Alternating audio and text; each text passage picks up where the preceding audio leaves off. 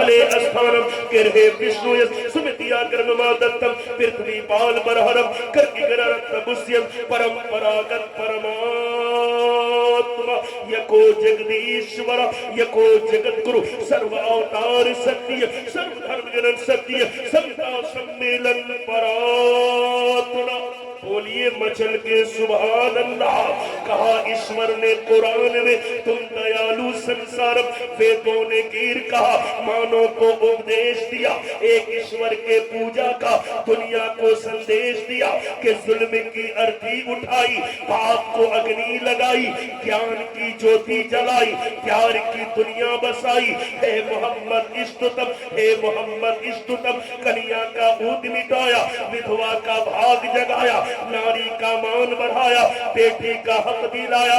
काया की पुराणों ने कलम की और मोहम्मद की उपनिषदों ने गान किया, अल्लाह रसूल मोहम्मद की कबीरा तुलसी नाम ने सबने आपकी प्रशंसा की, सारे धर्म के भक्तों ने आपकी अनुशंसा की।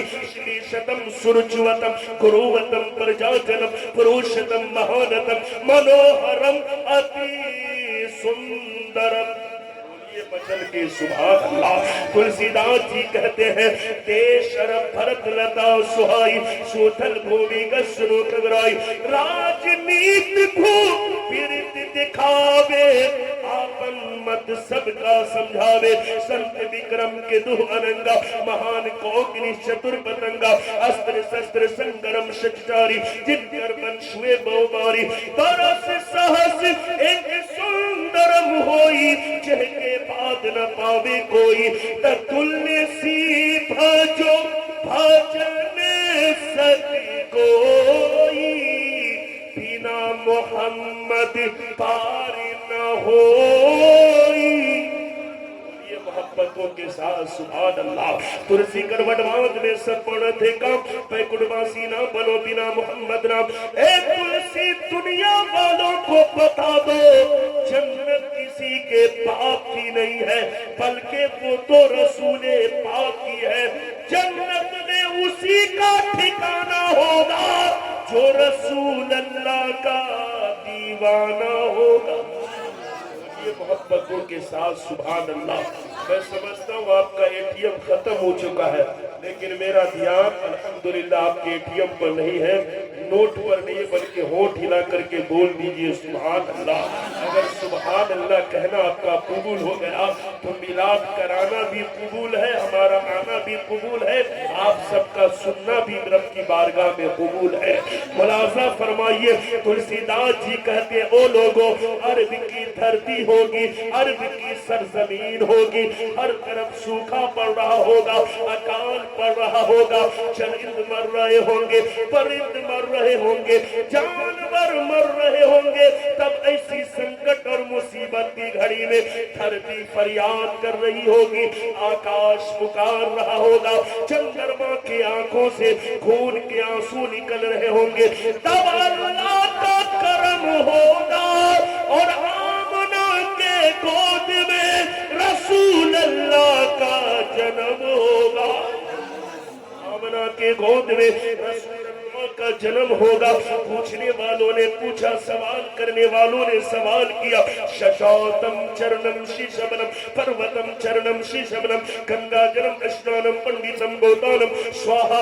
सवाल हुआ कि आने वाला अंतिम महर्षि जगत पालक सतयुग के त्रेतायुग कलयुग में आने वाला महर्षि जिनके सुंदरता का कोई जवाब न होगा। सवाल हुआ कि आने वाला अंतिम महर्षि क्या आकाश के चंद्रमा के तरह होंगे। जवाब देने वालों ने कहा महाराज कैसी बात करते हो, कहाँ आसमान का चांद, कहाँ मदीने का चांद, कोई जवाब तो लाओ, कोई मिसाल तो लाओ। कहा कि आने वाला अंतिम महर्षि जगत पालक पर्वत पहाड़ के तरह होंगे, हमको आगे नहीं फैलने देंगे, लेकिन इस्लाम मक्के से मदीना पहुंचा है।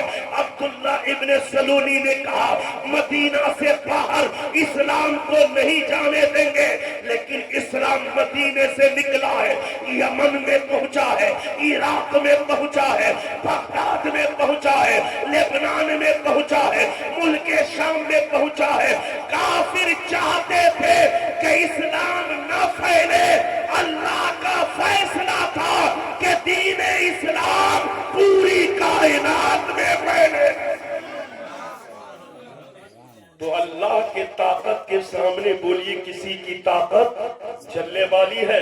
فانوس بن کے جس کی حفاظت ہوا کرے، فانوس بن کے جس کی حفاظت ہوا کرے، وہ شمع کیا بجھے جسے روشن خدا کرے، جسے روشن خدا کرے۔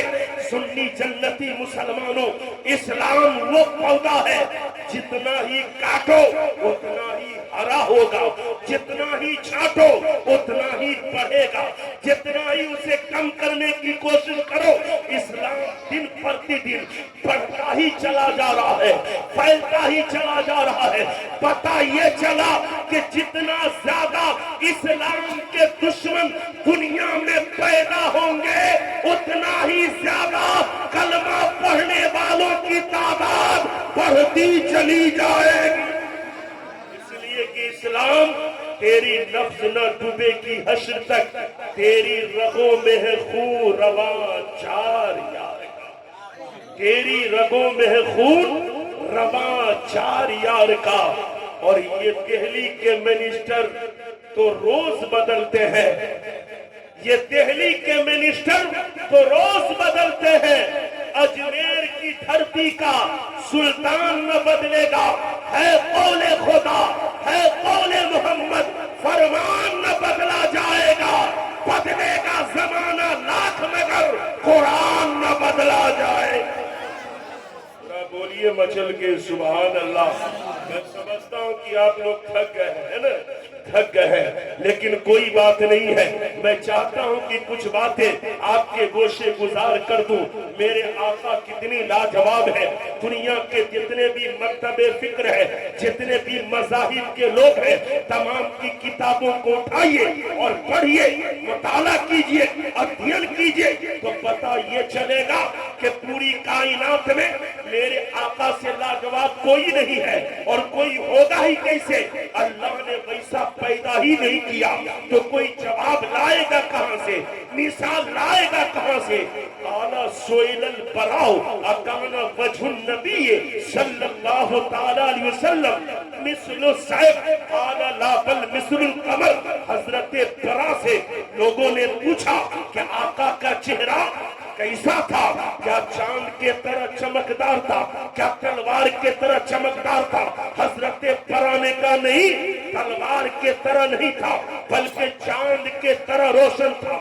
چاند سے تشبیہ اس لیے دیا کہ چاند میں چمک ہے، چاند میں دمک ہے، چاند میں نورانیت ہے۔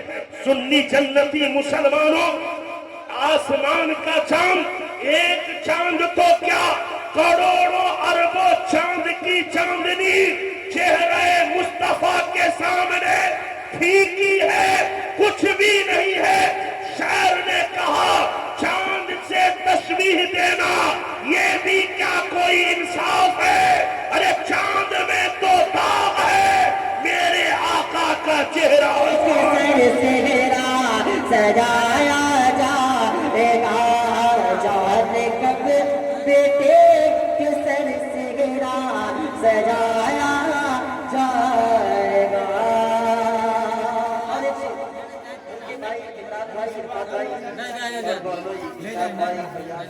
اٹھانے چائے اٹھانے لوگوں کے حوالے سے ایک شعر آتا ہے محبتوں کے ساتھ اے لال بابو بولے عمران اور عرفان اور یہ بولے ارشاد بھی، بولے عمران اور عرفان اور بولے ارشاد بھی، کہ بولے عمران اور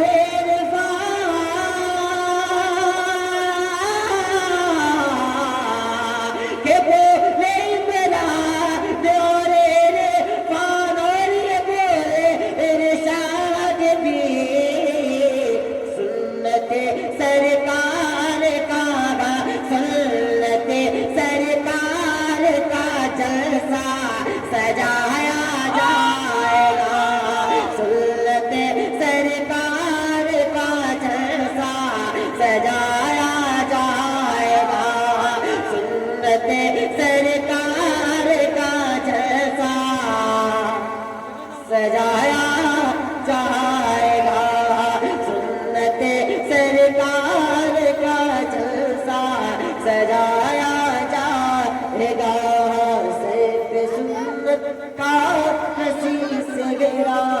सजाया जाएगा।